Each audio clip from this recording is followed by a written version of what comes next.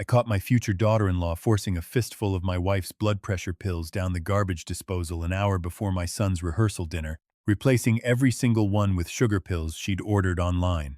And my own son was standing 3 feet away, holding the empty pill bottle steady for her so it wouldn't rattle. I didn't yell. I didn't say a word.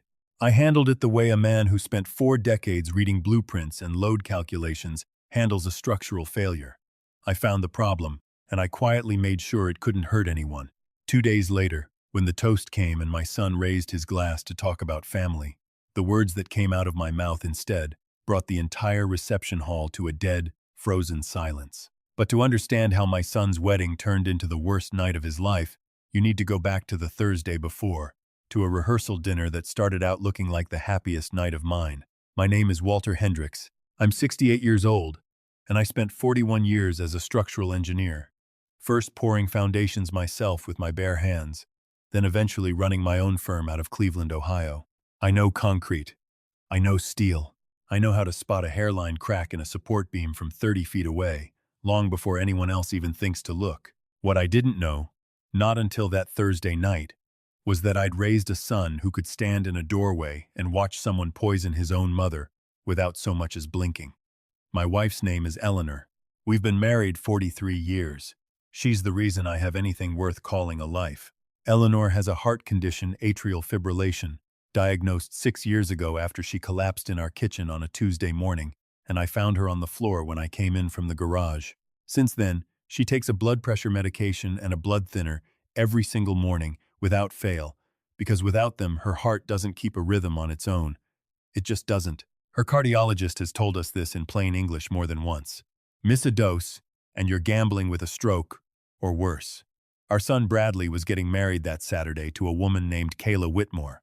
I want to be honest with you, I never loved the way Kayla looked at our family, like she was doing inventory. But Eleanor liked her well enough, or told herself she did, because that's what mothers do when their only son finally settles down at 34.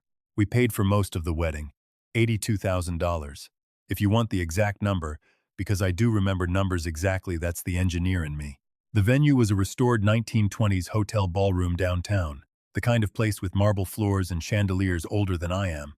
And Bradley had told me it was Kayla's dream venue since she was a little girl. And like the fool I was, I wrote the check without blinking. The rehearsal dinner was held the Thursday before, in a private dining room attached to the same hotel. 50 guests, a 5-course meal, an open bar that I was also paying for. I'll admit, I felt something that night I hadn't felt in years: pride. Plain and simple. My son, in a good suit, laughing with his groomsmen. My wife on my arm in a blue dress she'd bought special for the occasion. Her color good, her laugh easy, looking healthier than she had in years. I stepped away from the table around 8 o'clock to find the men's room, and that hotel is a maze of hallways, marble everywhere, doors that all look alike. I took a wrong turn and ended up near a service corridor by the kitchen, and that's when I heard Kayla's voice, low, tight, coming from what I'd later learn was a small staff break room with the door cracked open. Just do it now, before she takes tonight's dose. If we swap them tonight, she won't even notice tomorrow morning. She'll think she just forgot to take her regular one. I stopped walking. I stood absolutely still in that hallway, the way you do when you hear something on a job site that shouldn't be there, a groan in the steel, a settling sound in a foundation that means something underneath isn't right. I leaned toward the gap in the door, just enough to see through the crack, and what I saw made my whole chest go cold, in a way I can't fully describe to you even now. Kayla was standing at a little break table with Eleanor's actual pill organizer open in front of her, the 7-day plastic case with the days of the week printed on the lids, the one Eleanor keeps in her purse for when we're out for the evening. Kayla must have lifted it from Eleanor's handbag sometime during dinner. She had a small amber bottle in one hand, tipping tiny white tablets into her palm, and she was swapping them one by one into the organizer, replacing Eleanor's real heart medication with something else entirely. And there was my son, Bradley, standing at the door of that little room, not swapping anything himself, but standing guard, glancing up and down the hallway every few seconds, making sure nobody walked in on his bride doing this to his own mother. What if she has a bad reaction?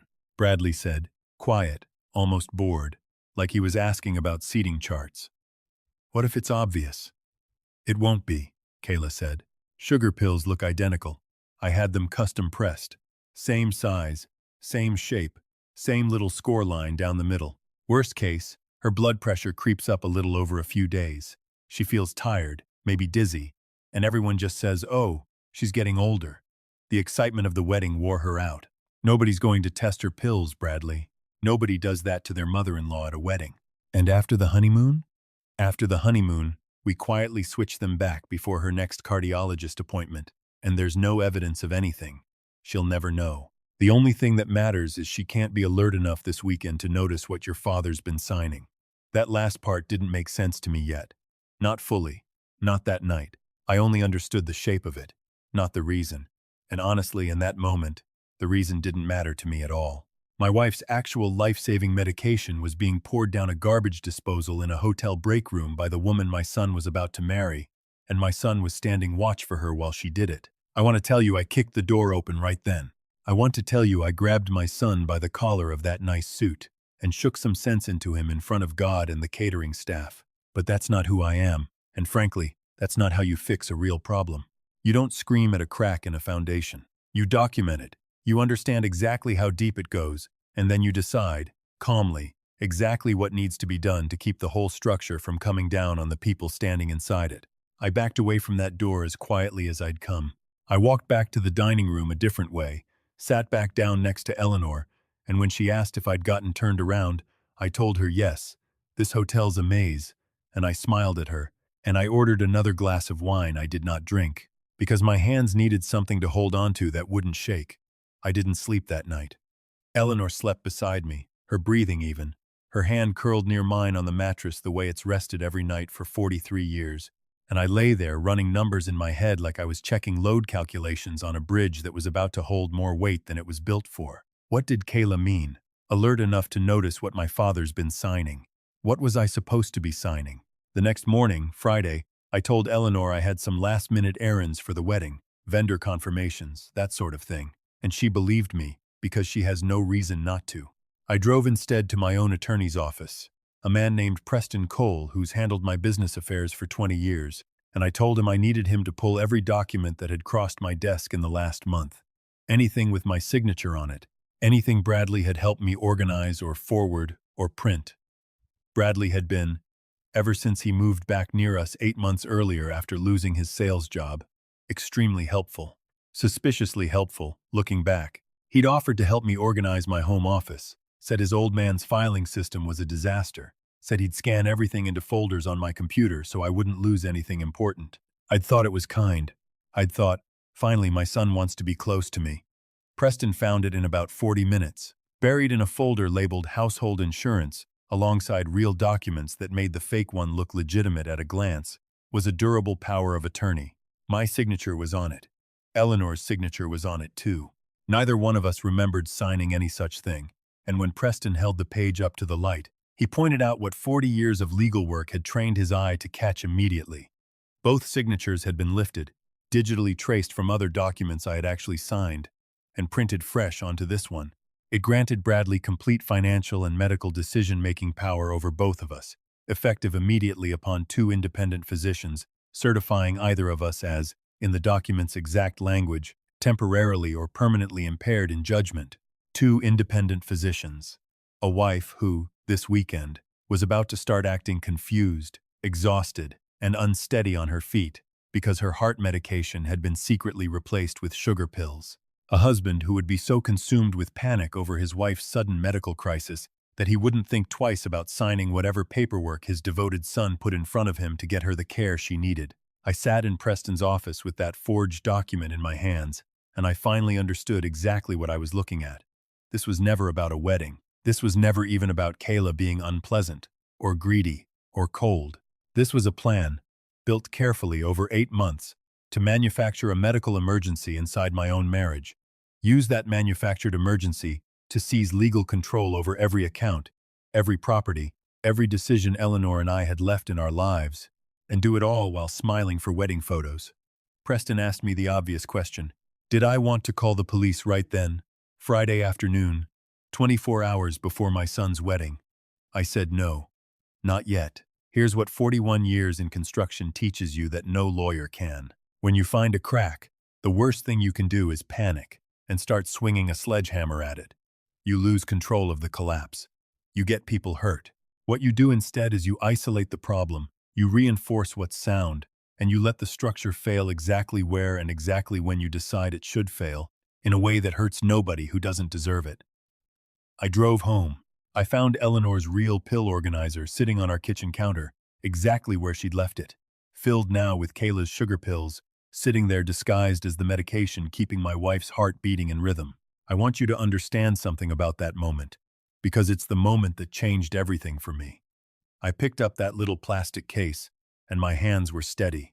40 years of standing on scaffolding 30 feet up, 40 years of trusting my own calm under pressure, and every bit of it held. I drove to Eleanor's pharmacy myself, quietly, and spoke with the pharmacist, a woman who's filled Eleanor's prescriptions for 9 years, and knows our family. I told her exactly what I'd found, and exactly what I suspected, and she was, understandably, horrified. And she did something I will be grateful for as long as I live. She filled an emergency identical replacement, matched to Eleanor's actual prescription, and she helped me swap every single pill back into that organizer, real medication this time, so that whatever Kayla believed she'd successfully done, my wife would keep taking her actual heart medication every single morning without ever missing a dose or knowing a thing was wrong. Eleanor's health was never going to be a bargaining chip in whatever game these two were playing. That part at least was fixed, and fixed quietly, the same night I found the problem. But I wasn't finished, because a cracked foundation doesn't just need patching. It needs a full inspection of everything sitting on top of it, and I had a wedding in less than 48 hours where I was apparently expected to sign something. I spent Friday night, after Eleanor had gone to bed believing everything was fine, going through Bradley's laptop. He'd left it at our house weeks earlier, said he'd pick it up after the honeymoon, and I want to tell you, I felt some hesitation going through my own son's private files, some old fatherly instinct that said this was a line I shouldn't cross.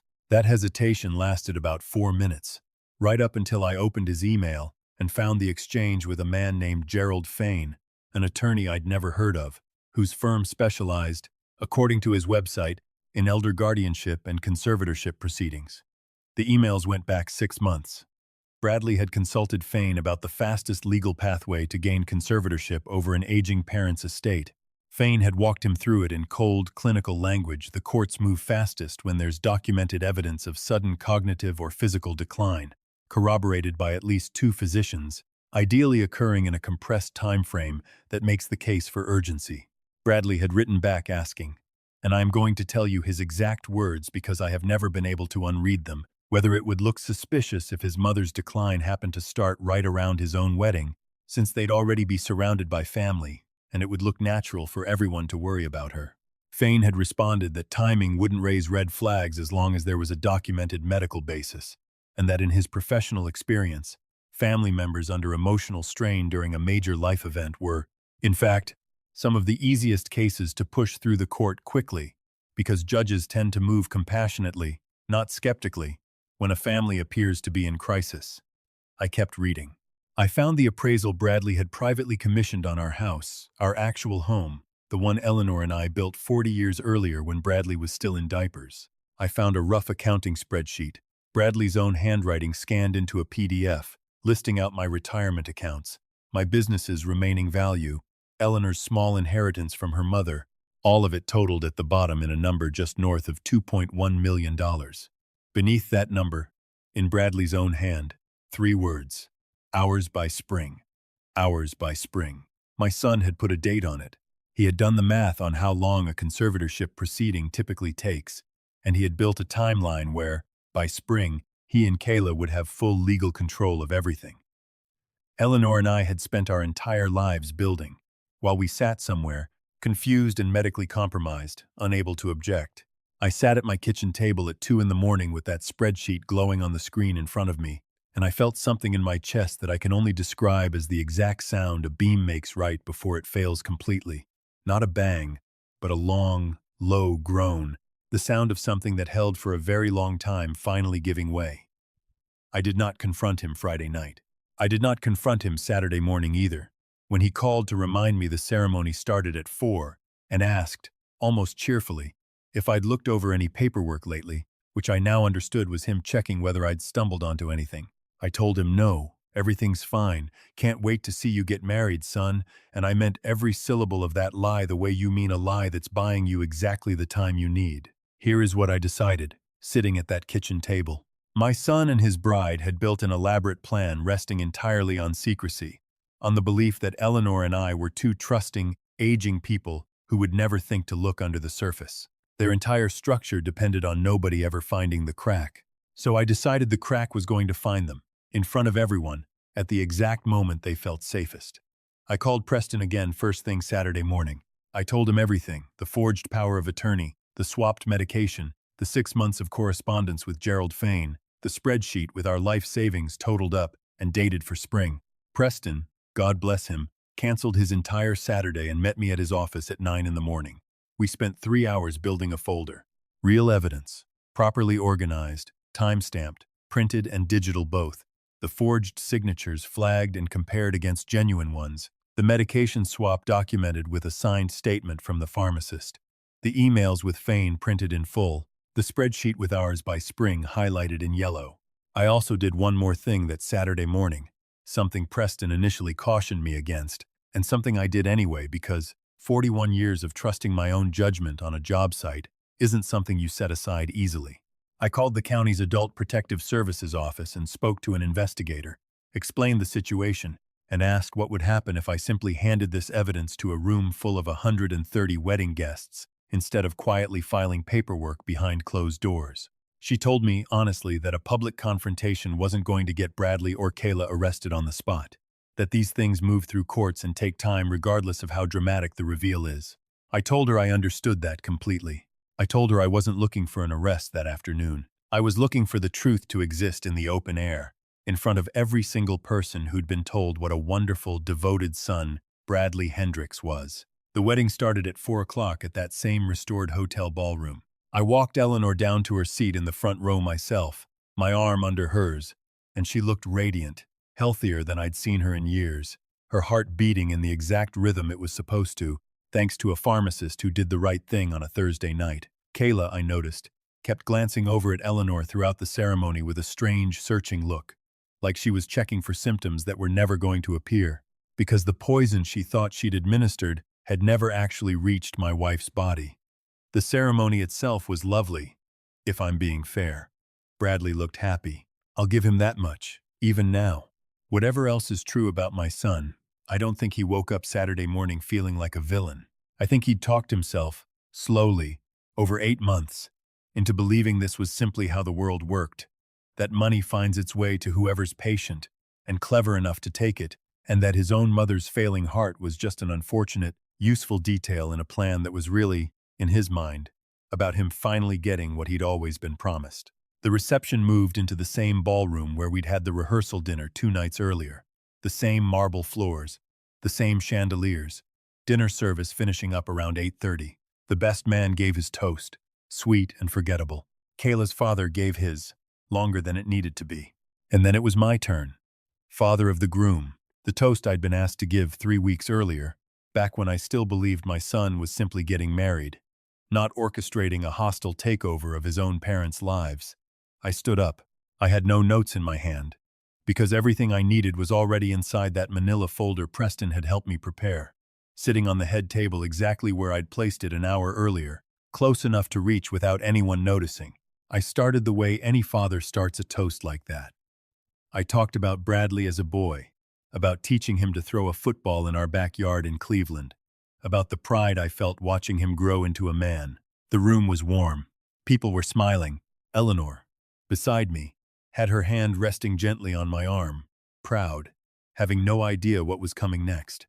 There's something else I want to talk about tonight, I said, and I felt the room's attention sharpen the way a crowd's attention always sharpens when a speaker's tone shifts, even slightly. I want to talk about trust, because a marriage, a family, it's built the same way a building is built. Every piece has to be able to bear weight, or eventually, the whole thing comes down on the people standing inside it. I reached over and picked up that folder.